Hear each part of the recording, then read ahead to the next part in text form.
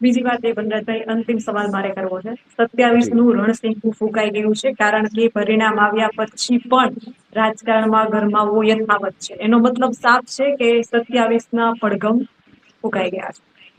સીધો સવાલ કરું છું કે આજ વખતે 27 માં પ્રવીણભાઈ ચાવડા લડશે કે જવાહરભાઈ ચાવડા લડશે, કે બંને ભાઈઓ લડશે, અને કઈ પાર્ટીમાંથી લડશે?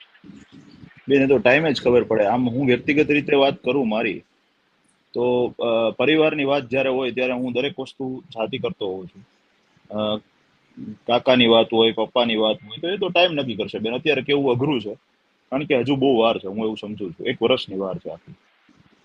પ્રવીણભાઈ લડે, જવાહરભાઈ લડે, કે એ તો બહુ પાછો જનતાનો શું પેલું છે એના ઉપર નક્કી થશે. જે તે પાર્ટીનો શું નિર્ણય છે એના ઉપર નક્કી થશે. કોઈ વ્યક્તિનો નિર્ણય આમાં નથી હોતો બેન.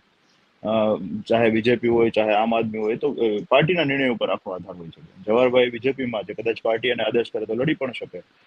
અમે લોકો અત્યારે આમ આદમી સાથે જોડાયેલા છે, તો અમને કદાચ પાર્ટી આદેશ કરે તો અમે પણ લડી શકીએ. એવું નથી બેન.